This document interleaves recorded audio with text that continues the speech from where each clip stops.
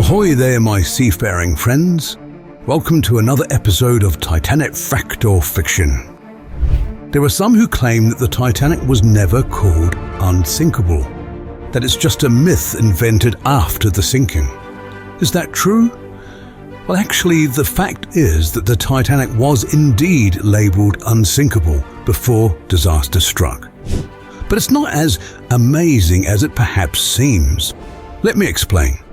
Firstly, there is a White Star Line brochure from September 1910 that specifically states about the Olympic-class ships that these two wonderful vessels are designed to be unsinkable.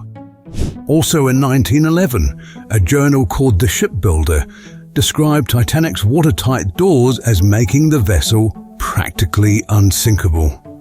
And it was not only publications. Captain Smith himself was reported to have told passengers that the Titanic was unsinkable. And Thomas Andrews of Holland and Wolff is quoted as saying that if the ship was cut into 3 pieces, it would still float. Even just after the disaster, on the 15th of April no less, the White Star Line was still expressing confidence, such as reported here from New York, where the company stated to the press that they were perfectly satisfied that the vessel is unsinkable. So did such a belief curse the ship?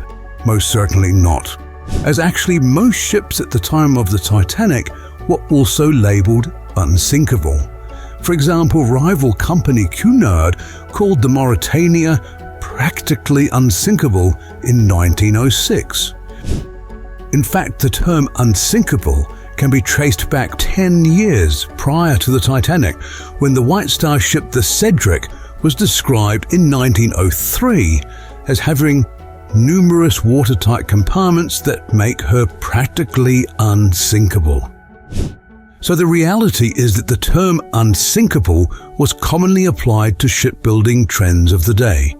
It was most certainly not unique to the Titanic, the irony of the description only taking on more importance after it sank. I hope you enjoyed this journey to discover facts rather than fiction. Until next time, my seafaring friends, it's bon voyage.